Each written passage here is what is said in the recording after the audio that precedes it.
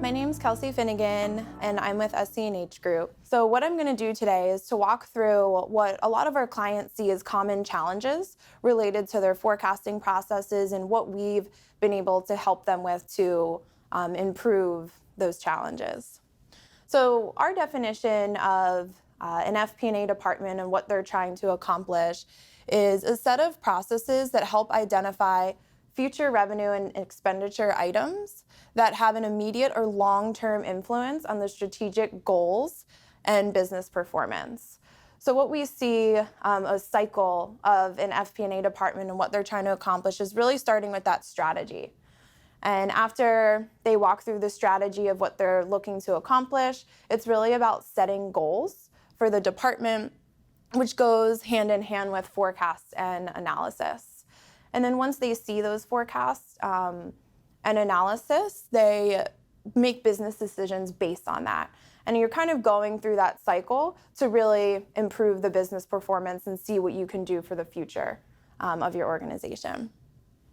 So what we see at our clients for common challenges is that there's a lot of stagnant and old FP&A models.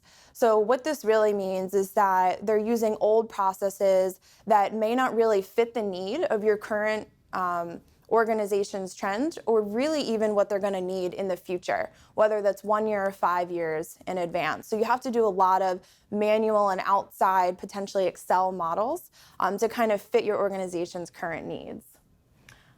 Another big common challenge is just the lack of visibility or really poor data integrity around your forecast and planning cycles. So what this looks like, as I mentioned before, is a lot of Excel offline models. There could be a lot of sending emails of a bunch of Excel documents for the FP&A department to consolidate for your final budget and forecast numbers. And this really doesn't give the C-suite of your organization or even your FP&A department a lot of faith in where those numbers are coming from, because there's a lot of disparate manual processes to get those consolidated. And as I mentioned before, it's really rigid forecasting processes. So there could be different reasons why you're in an older model. One of them could be just an outdated system that needs to be updated to help your organization grow, or it really just could be still thinking in the past of how those processes should be working, maybe having a very set budget cycle and a very set forecasting cycle instead of kind of looking at it as one kind of rolling process. So I want to talk about best practices and what we do to help our clients overcome those challenges.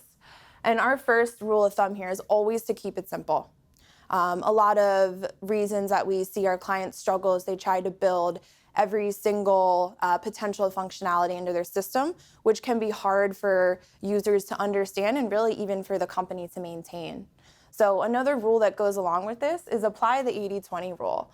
And what that means is you really should be focusing on the 80% of what you need that's really going to fit the majority of your business and focus on that first, knowing that there might be 20% of different processes or things that you may be looking to enhance later, but start with those quick wins of that 80% that's really going to help out the most people. Some other things that are important for best practices is processes and systems built for where you want to go, not where you are today. So when I think of this best practice, that really goes hand in hand with that stagnant model that a lot of our organizations find themselves in. And what you should be looking for when you're either implementing a new system or even just thinking strategy-wise is where do we think we're going to be in the next 5 years? And what are some of those things that we may need to build in to accommodate growth or change or acquisitions, et cetera, throughout our organization?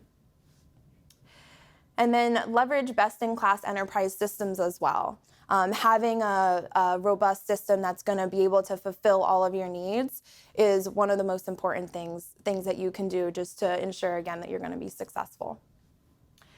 All right, so a few things that I want to talk through with proven results, and this is really from our experience working with numerous different clients on enhancing their FP&A processes, again, whether it's just strategy or through an implementation of a new software to really enhance their forecasting cycles, is taking manual processes and making those automated.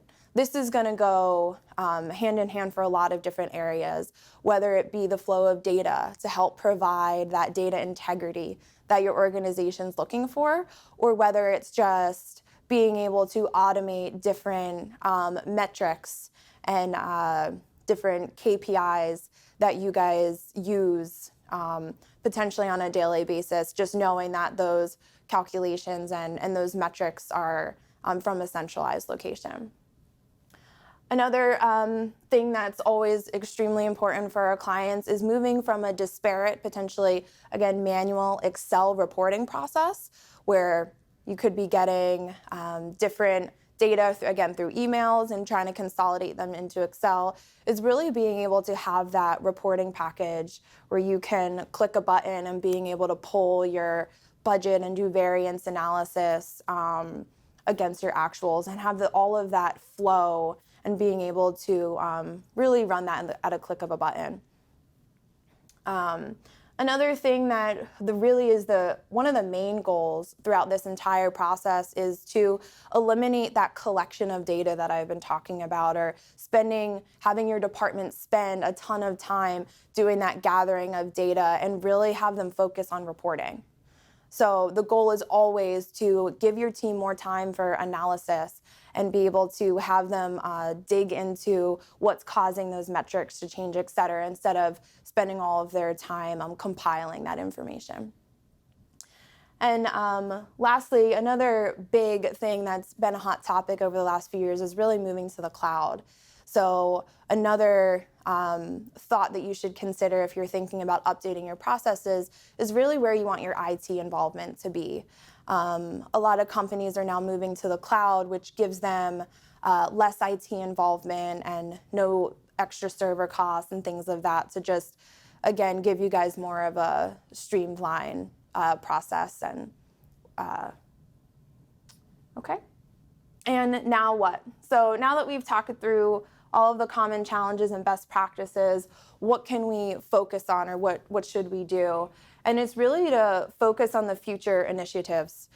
So now that we have a streamlined forecasting and budgeting process, you can focus on other things that are important to your organization, whether that's data analytics and BI, or whether or not you're looking for more narrative reporting, and you can kind of focus on those next step items now that your forecasting and budgeting process is streamlined.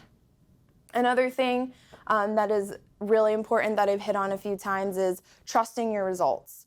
So now that we have good data integrity and a more streamlined process, you have faith in where your numbers are coming from, and you don't have to worry about the back and forth that everything used to be manual. And you can also, as I mentioned, have a streamlined reporting package, have all of that centralized, and really spend more time on analysis of your data. So thanks for listening. That's all I had today. If you have any questions or you're thinking about upgrading or enhancing your forecasting and budgeting processes and have any questions, my contact information should be on the landing page.